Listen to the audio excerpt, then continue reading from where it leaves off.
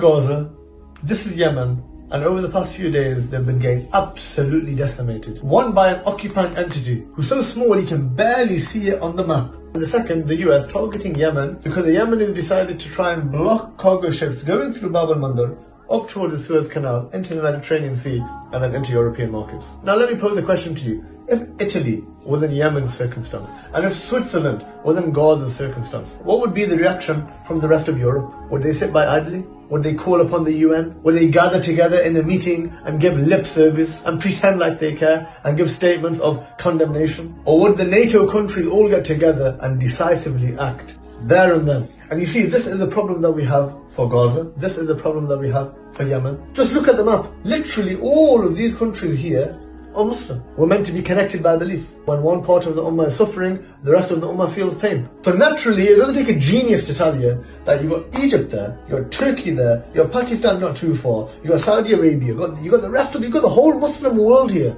And you're telling me that you can't stop a little arrogant occupying entity, a weak entity. An entity whose existence actually relies on these nations that surround it, because there is these regimes which surround the occupying entity that allow the entity to exist. The same when it comes to Yemen. Why can't we take control of the Red Sea?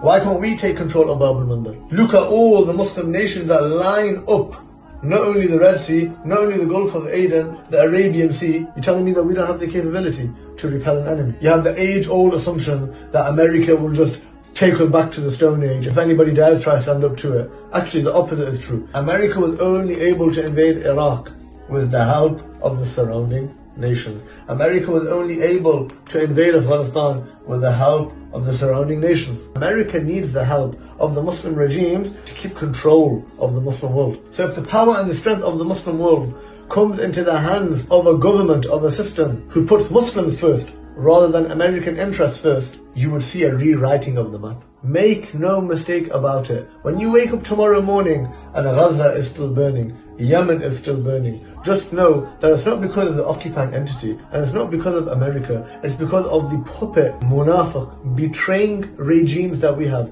in our own countries that have allowed it to happen, that support it happening, and that are then trying to normalize and increase relationships with the likes of these nations. You want the liberation of Palestine? You want the protection of Yemen? The starting place is that you have a region in the Muslim world who implements the law of Allah subhanahu wa ta'ala, and whose ideological view and perspective of the rest of the world is through the lenses of Islam. The re-establishment of the Islamic Khilafah is the only viable option for the Muslim world to go to. You continue having monarchies, you continue having Islamic republics, secular nation states, iron-fisted dictators, you're not gonna get anywhere. There has only ever been one ideology and one system of governance that united the peoples of Spain to the people in Sindh, and that was the Islamic Khilafah. It ensured the protection and the safety of its citizens, Muslim and non-Muslim. Without the system of governance, we are left helpless. إنما الإمام جنة يقاتل من ورائه ويتقى به.